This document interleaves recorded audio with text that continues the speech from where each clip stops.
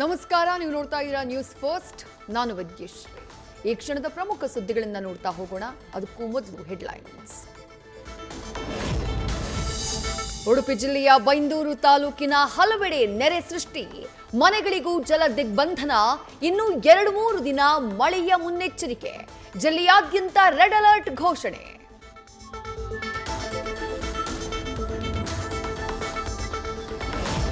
ದಕ್ಷಿಣ ಕನ್ನಡ ಜಿಲ್ಲೆಯಲ್ಲೂ ಭಾರೀ ಮಳೆ. ಫಲ್ಗುಣಿ ನದಿಯಲ್ಲಿ ಹೆಚ್ಚಾಗಿರುವ ಒಳಹರಿವು. ಅದ್ಯಪಾಡಿಯ ಮುಗೇರ ಕುದ್ರು ಸಂಪರ್ಕಿಸುವಂತಹ ರಸ್ತೆ ಮುಳುಗಡೆ. ವಿದ್ಯುತ್ ಸಂಪರ್ಕ ಕಟ್. ನದಿ ನೀರ ಜೊತೆ ವಿಷ ಜಂತುಗಳು ಹರಿದು ಬರುವ ಭಯದಲ್ಲಿ ಜನ.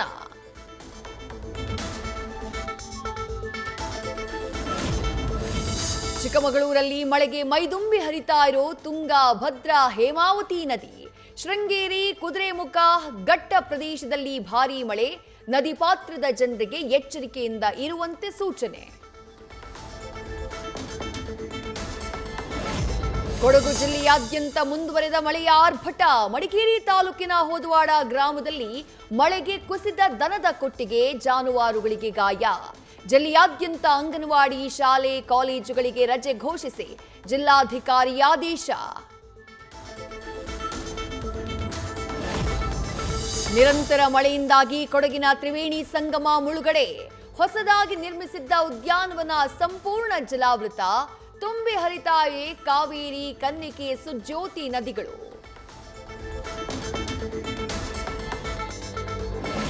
ಮಹಾರಾಷ್ಟ್ರ ಪಶ್ಚಿಮ ಘಟ್ಟದಲ್ಲಿ ಮುಂದುವರೆದ ಮಳೆಯ ಅಬ್ಬರ. ದೂದ್ಗಂಗಾ, ವೇದಗಂಗಾ ನದಿಗಳಲ್ಲಿ ಹೆಚ್ಚಾದ ಒಳಹರಿವು. ಬೆಳಗಾವಿಯ ನಿಪ್ಪಾಣಿಯಲ್ಲಿ 3 ಸೇತುವೆಗಳು ಜಲಾವೃತ. ವಾಹನ ಸವಾರರ ಪರದಾಟ.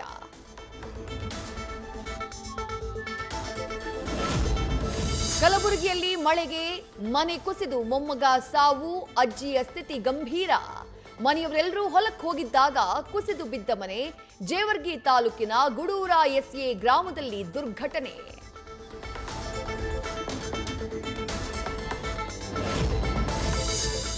ಬೆಂಗಳೂರಲ್ಲಿ ತಲೆ ಮೇಲೆ ಮರ ಬಿದ್ದು ಅಕ್ಷಯ್ಗೆ ಮುಂದುವರೆದ ಚಿಕಿತ್ಸೆ. ಜಯನಗರ ಅಪೋಲೋದಲ್ಲಿ 3 ದಿನಗಳಿಂದ ಚಿಕಿತ್ಸೆಗೆ ಸ್ಪಂದಿಸದ ಅಕ್ಷಯ್ ಇವತ್ತು ನಿರ್ಧಾರ ಪ್ರಕಟಿಸಲಿರೋ ವೈದ್ಯರು.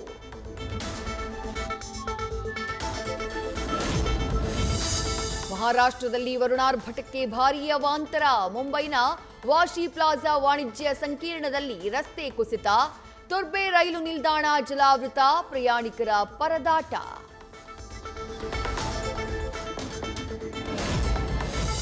ಗುಜರಾತ್ನಲ್ಲಿ ಧಾರಾಕಾರ ಮಳೆಗೆ ಪ್ರವಾಹ ಪರಿಸ್ಥಿತಿ. ಭವಾನಗರದ ಪ್ರವಾಹದಲ್ಲಿ ಸಿಲುಕಿದ್ದ 40 ಜನರ ರಕ್ಷಣೆ. ರಸ್ತೆಗಳು ಜಲಾವೃತ. ಜನಜೀವನ ಅಸ್ತವ್ಯಸ್ತ.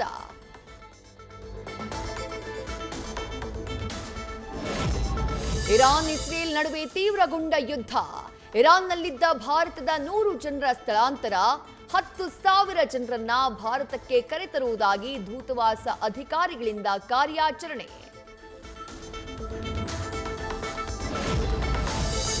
ಇರಾನ್ ಸರ್ವೋಚ್ಚ ನಾಯಕ ಅಜ್ಞಾತ ಸ್ಥಳಕ್ಕೆ ಶಿಫ್ಟ್. ಬಚ್ಚಿಟ್ಟುಕೊಂಡಿರುವ ಅಧ್ಯಕ್ಷ ಅಲಿ ಖಮೇನಿಯ ಅಡಗು ತಾಣವನ್ನು ಪತ್ತೆ ಹಚ್ಚಿದೆಯಂತೆ ಇಸ್ರೇಲ್ನ ಮೊಸಾದ್.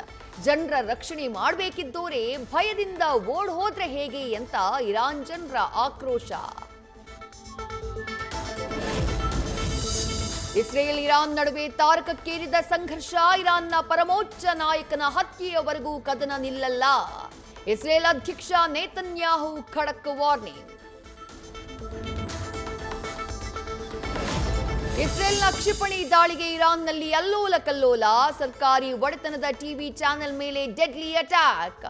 ಆತಂಕದಲ್ಲಿ ಓಡಿದ ನ್ಯೂಸ್ ಓದ್ತಾ ಇದ್ದ ಆಂಕರ್. ಕಟ್ಟಡಕ್ಕೆ ಹಾನಿ.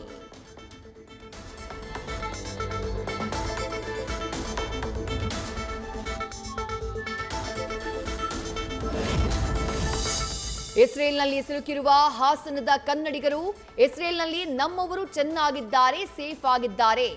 ಸೈರನ್ ಸದ್ದು, ಮೆಸೇಜ್ ಬಂದಾಗ ಬಂಕರ್ಗೆ ಹೋಗ್ತಾರೆ. ನವಿಲಹಳ್ಳಿ ಗ್ರಾಮದ ಜಯಪ್ರಕಾಶ್ ಸ್ಟಾನಿ ಪತ್ನಿ ಅನ್ಸೀಲಾ ಹೇಳಿಕೆ.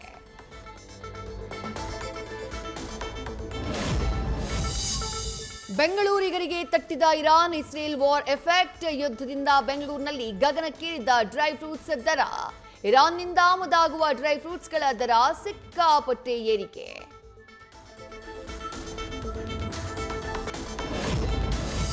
ಸಾರ್ವಜನಿಕ ಸ್ಥಳದಲ್ಲಿ ಸಿಗರೇಟ್ ಸೇದಿದ್ದಕ್ಕೆ ಹಲ್ಲೆ. ಮೆಜೆಸ್ಟಿಕ್ನಲ್ಲಿ ಪೊಲೀಸರು ಫೈನ್ ಹಾಕೋದು ಬಿಟ್ಟು ಹಲ್ಲೆ ನಡೆಸುತ್ತಿದ್ದಾರೆ ಎನ್ನುವ ಆರೋಪ. ಸಿಸಿಟಿವಿ ದೃಶ್ಯ ಲಭ್ಯ. ಪೊಲೀಸರ ನಡೆಗೆ ಆಕ್ರೋಶ.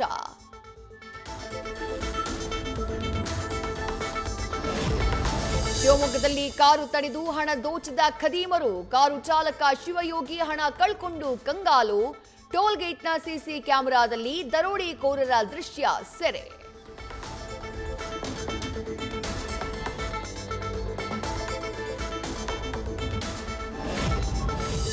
ತಬ್ಬಿಕೊಂಡು ಕೂತು ಬೈಕ್ನಲ್ಲಿ ಜೋಡಿ ಜಾಲಿ ರೈಡ್. ನೋಯ್ಡಾದ ಯಮುನಾ ಎಕ್ಸ್‌ಪ್ರೆಸ್ ವೇನಲ್ಲಿ ಜೋಡಿಯ ಹುಚ್ಚಾಟ. ಸಂಚಾರಿ ಪೊಲೀಸರಿಂದ ಬರೋಬ್ಬರಿ 53,500 ರೂಪಾಯಿ ದಂಡ.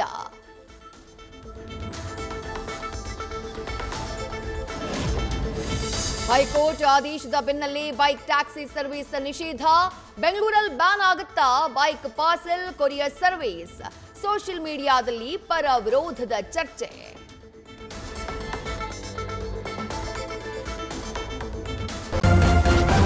ನ್ಯೂಸ್ ಫಸ್ಟ್ ನಿರ್ಭೀತಿಯಿಂದ ನಿಮ್ಮ ಪರವಾಗಿ.